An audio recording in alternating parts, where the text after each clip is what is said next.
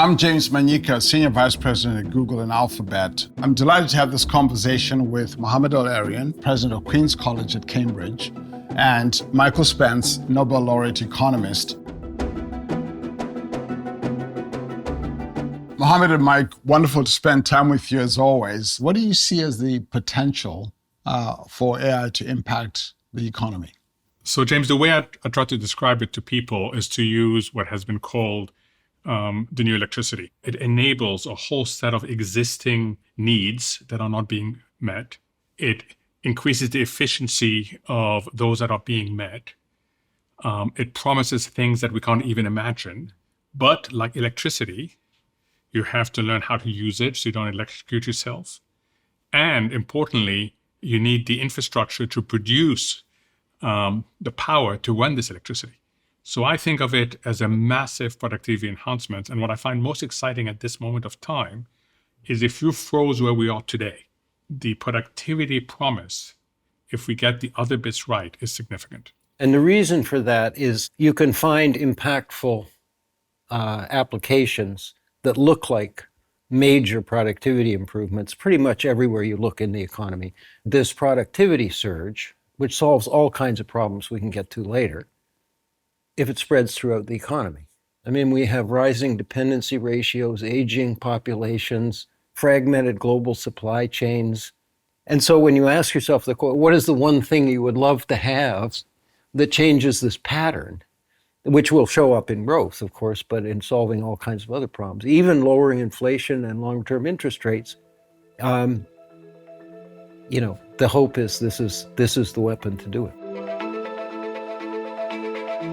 I'd be curious what you're both excited about and perhaps concerned about with regards to AI and work.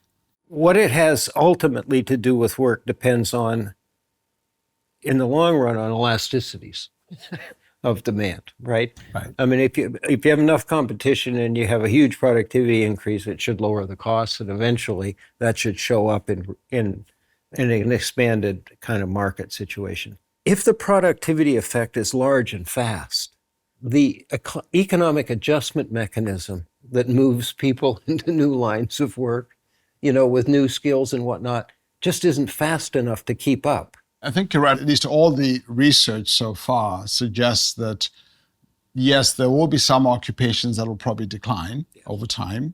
There will also be some occupations that will grow, and there'll be many, many more that will change as people either transition from one occupation to another, or they transition the kinds of skills that they need to be able to participate and take advantage of these technologies. So I think that if people are transitioning to other occupations, you'd want to make sure that, in fact, the wages continue to go up as the productivity gains happen. And you'd also want to make sure that even as people are working assistively and being assisted by technology and they become more productive, the wages also reflected in that productivity. The contribution and productivity. Are there any lessons to learn from other periods of disruption in the labor markets? Yeah, I mean, the big lesson for me is don't focus only on the economics, look at the social and the political. Right? Because when you solve it only in terms of economics, it seems simple. And I think that is what we have to think through. What does an innovation do? It immediately reduces the barrier to entry. And what do you tend to get if you're not careful? Overconsumption and overproduction. We got that in the run-up to the global financial crisis. Securitization was a really good invention. You're allowed to tranche risk, you can allocate risk more efficiently. Right. But if you're not careful, it gets overconsumed and overproduced, and then it starts having a dynamic of its own. So the other thing we have to also think about is how risky is it that this enables so much that the system runs ahead of what actually can be sustained. How does this look to you from a macroeconomy standpoint? It's making me more optimistic at the macro. I have this discussion with my girls often, is my generation failed. We're leaving you with growth models that are exhausted. We simply aren't generating high and inclusive growth. We're leaving you with debt levels that are excessive.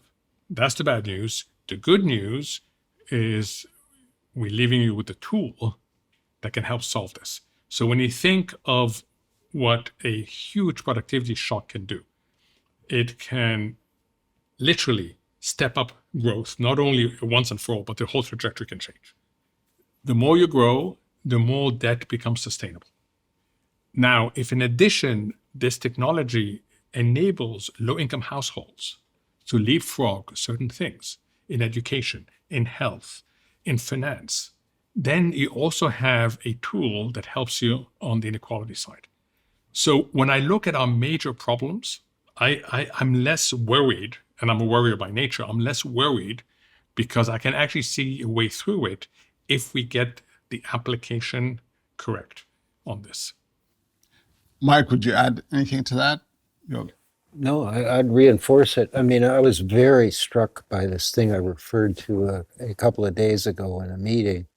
The Congressional Budget Office, which is not known for flights of fancy, basically said the productivity potential could produce real growth at the 4% range, provided it goes through the whole economy. So their version of that was that essentially removes the unsustainability in the debt trajectory, and probably, produces benefits in terms of reduced inflationary pressure and maybe speculatively lower long-term real interest rates so we can make the massive investments that we need in the energy and digital transition.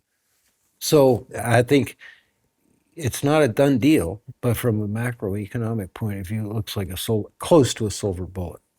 Well, and also I would just add that the added possibility that this also helps us advance scientific discovery, whether it's in drug discovery, in healthcare, in material science, innovations that can drive the economy forward. Thank you both for the conversation. Thank you. This is wonderful.